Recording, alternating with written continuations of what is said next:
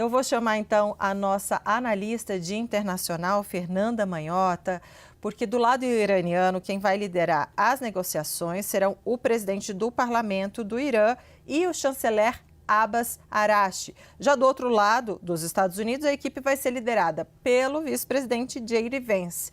E aí, Fernando, eu quero te perguntar como é que você avalia a escolha do vice-presidente dos Estados Unidos, J.D. Vance, de chefiar essas conversas. Boa tarde para você, bem-vinda.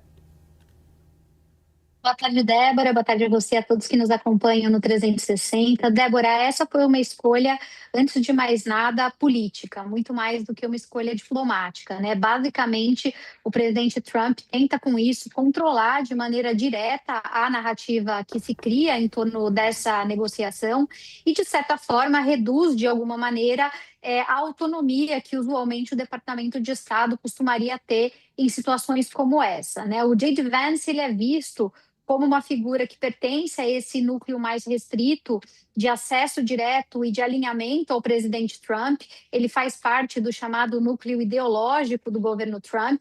E, por um lado, se isso pode acelerar decisões, garantir que sejam decisões mais diretas e objetivas, é claro que também isso significa que o caminho rumo a esse acordo deve ser um tanto quanto volátil e bastante personalista. É bom dizer que, além do J.D. Vance, nós temos também, participando dessa comitiva, o enviado especial Witkoff e também o genro do presidente Trump, né, que tem sido figuras consideradas emblemáticas e muito importantes no trato com os assuntos do Oriente Médio, ambos muito alinhados às causas ligadas a Israel, né? Então, é importante dizer que J.D. Vance vem para somar a esse núcleo que é considerado um núcleo muito leal do presidente Trump. É também importante dizer que o J.D. Vance, ao longo de todo esse processo de negociação em relação ao caso iraniano, à crise iraniana, ele sempre foi uma figura muito considerado de muita alinhadura, né? Ele era, já desde o começo, lá nos velhos tempos de Obama, crítico ao acordo nuclear que os Estados Unidos haviam negociado, ele sempre foi contrário a esse acordo, ele sempre foi propenso a apoiar sanções cada vez mais duras, né, contra o Irã, e ele sempre teve uma posição pública de muita desconfiança em relação ao papel do Irã como um desestabilizador regional.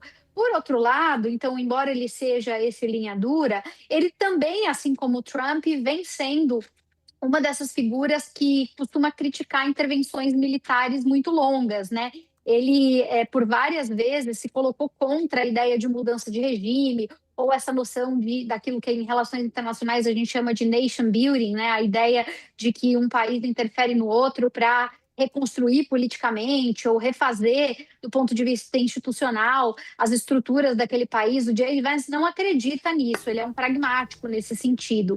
E ele, do ponto de vista das guerras, né, ele pertenceria ao que a gente chamaria de uma corrente mais de restraint, né, que é uma política de menos intervenção. Ele foi muito crítico do Iraque, do Afeganistão.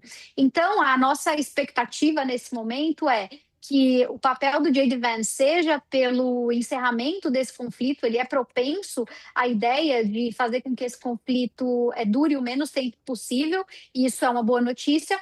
Por outro lado, ele é bastante fiel à base trumpista e ele foi escolhido justamente para tentar mandar um recado a esse grupo doméstico. Se o presidente Trump estivesse buscando alguém com mais experiência ou garbo do ponto de vista, né, da trajetória diplomática, certamente não seria o J.D. Vance, mas ele quis transmitir uma mensagem para o seu eleitorado de alinhamento e, mais do que isso, ele quis também, ao escolher o J.D. Vance, ter certeza de que ele está mandando alguém em quem ele confia. O que para o J.D. Vance é uma aposta arriscada, quer dizer, o J.D. Vance está sendo ali acompanhado com lupa, e ele não pode pisar fora da faixa, porque rapidamente, se ele fizer um movimento que o presidente Trump não entenda como um movimento de lealdade e de subserviência à agenda trumpista, ele rapidamente pode ser rifado, assim como aconteceu no governo passado com o anterior, né, o vice anterior do Trump, que quando pisou fora da faixa com o Trump, na época, não o J.D. Vance, mas o Mike Pence, que por acaso rima,